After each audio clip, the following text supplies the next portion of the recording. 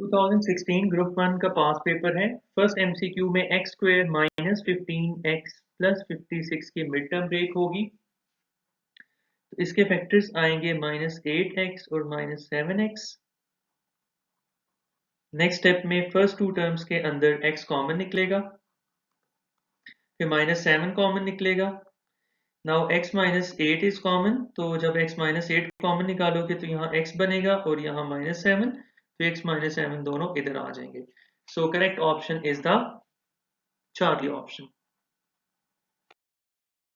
If b square minus 4ac is greater than 0 but not a perfect square, then roots of this equation are। जब भी discriminant की value positive हो लेकिन वो perfect square ना हो, तो ऐसी सूरत में रूट्स इर्रेशनल आते हैं।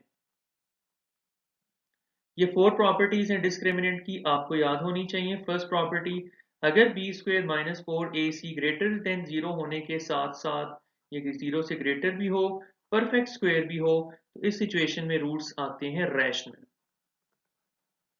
ठीक है, फिर इसके बाद ये परफेक्ट स्क्वायर का क्या मतलब होता है? ये जो नंबर्स होते हैं जैसे 0, 1, 4, 16, उसके बाद 25, 36, यानी जिनका स्क्वायर रूट लेने से आंसर डेसिमल में ना आए बल्कि होल नंबर बन जाए, ऐसे नंबर्स को परफेक्ट स्क्वायर कहते हैं। और जब आपके पास डिस्क्रिमिनेंट की वैल्यू 0 से ग्रेटर होती है लेकिन परफेक्ट स्क्वायर नहीं होती, तो इर्रेशनल रूट्स बनते हैं। फिर थर्ड पॉइंट आप लोगों की चैप्टर 2 के स्टार्ट में जो लिखा हुआ है कि जब डिस्क्रिमिनेंट की वैल्यू इक्वल टू 0 आ जाती है तो रूट्स इक्वल होते हैं। और नंबर 4, जब डिस्क्रिमिनेंट की वैल्यू लेस देन 0 आ जाती है, नेगेटिव आ जाती है, तो रूट्स इमेजिनरी होते हैं।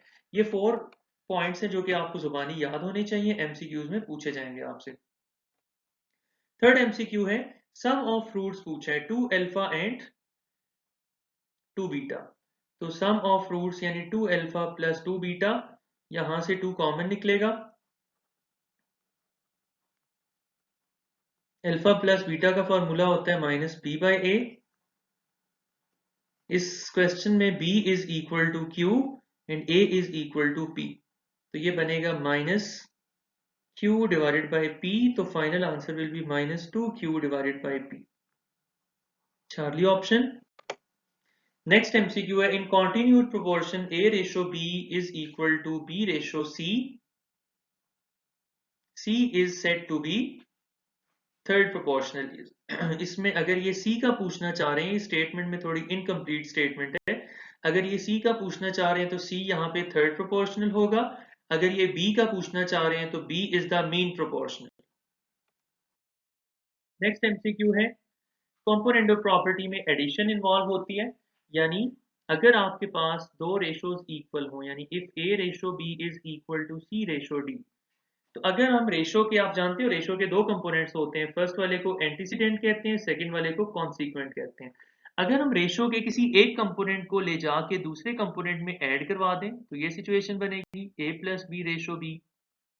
इसी तरह यही डायरेक्शन इधर फॉलो कर दो, सेकंड कंपोनेंट को फर्स्ट में ऐड करने के बाद रेशो लो, तो अकॉर्डिंग टू कंपोनेंडो थ्योरम ये रेशो न्यू रेशोज भी इक्वल आती हैं। तो एडिशन जहां इन्वॉल्व हो जाते हैं न्यूमिनेटर में या डिनोमिनेटर में, तो ऐसे थ्योरम को कंपोनेंडो थ्योरम कहते हैं।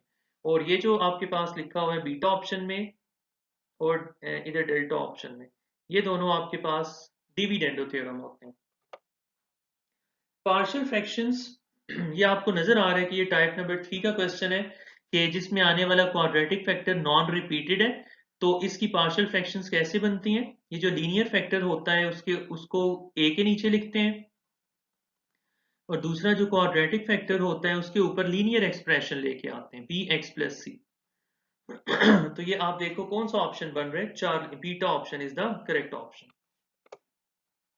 If A is a subset of B, then A intersection B is equal to। पहली बात ये रूल है कि जब सबसेट होते हैं, सबसेट के केस में इंटरसेक्शन का आंसर छोटे वाले सेट A के इक्वल आता है, alpha is the right option. लेकिन अगर इस एमसीक्यू में आपको कोई कंफ्यूजन हो तो गिवन कंडीशंस के मुताबिक आप सेट को सपोज कर लिया करो। फॉर एग्जांपल सेट A ले लिया 1,2, सेट B आपने ले लिया 1,2,3। आपको नजर आ रहा है कि A is subset of B, इन दोनों की इंटरसेक्शन निकालो, मतलब कॉमन एलिमेंट्स निकालो, तो वो आएंगे 1, 2, यानी सेट A के इक्वल आ जाएंगे। If number of elements in a set A is 3 and in set B is 2, then number of binary relations is equal to. तो नंबर ऑफ बाइनरी रिलेशंस की तादाद मालूम करने के लिए, नंबर ऑफ बाइनरी रिलेशंस मालूम करने के लिए आपने इन दोनों की प्रोडक्ट को 2 के ऊपर लिखना है। तो देखो 3 2 आर 6 होती है, तो 2 पावर 6 आप लिखोगे। Correct option will be beta option.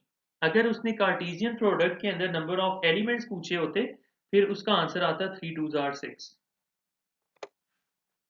Sum of deviations of the variable x from its mean is always equal to 0। Chapter number 6 का एमसीक्यू है। उसके बाद आप लोगों ने पैथागोरियन आइडेंटिटी याद की होगी चैप्टर नंबर 7 में। वो ये थी कि cosecant square theta equals 1 plus cot square theta. तो अगर कॉट स्क्वायर को लेफ्ट साइड पे ले आए तो माइनस हो जाएगा, ये सिचुएशन बनेगी और इसका आंसर आएगा +1। Beta option is the correct option. Radii of a circle are all equal.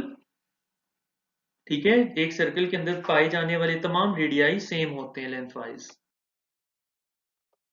Next MCQ है, two tangents drawn to a circle from a point outside it are of equal length. ये chapter number 1 chapter number 10 का third theorem है, इसका आपने proof भी किया था।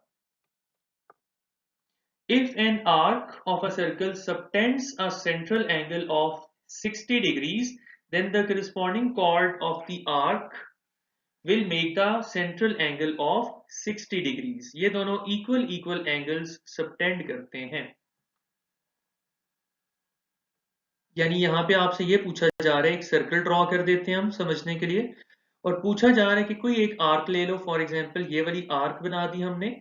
अब ये सेंटर के ऊपर एंगल सबटेंड करती है, मतलब इस आर्क के एंड पॉइंट्स को सेंटर से मिलाने से ये जो एंगल बनता है, ये बनता है 60 डिग्रीज।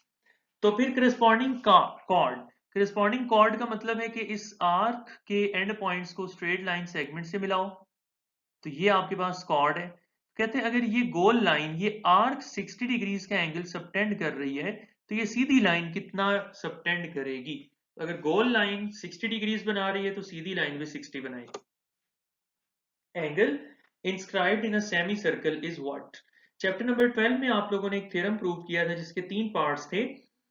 तो अगर एक सेगमेंट ऐसा हो जो सेमी सर्कल के इक्वल हो, तो सेमी सर्कल के एंड पॉइंट्स को सर्कमफेरेंस पे ज्वाइन करने से हमेशा राइट एंगल बनता है, यानी 90 डिग्रीज, यानी π/2 रेडियन बनता है।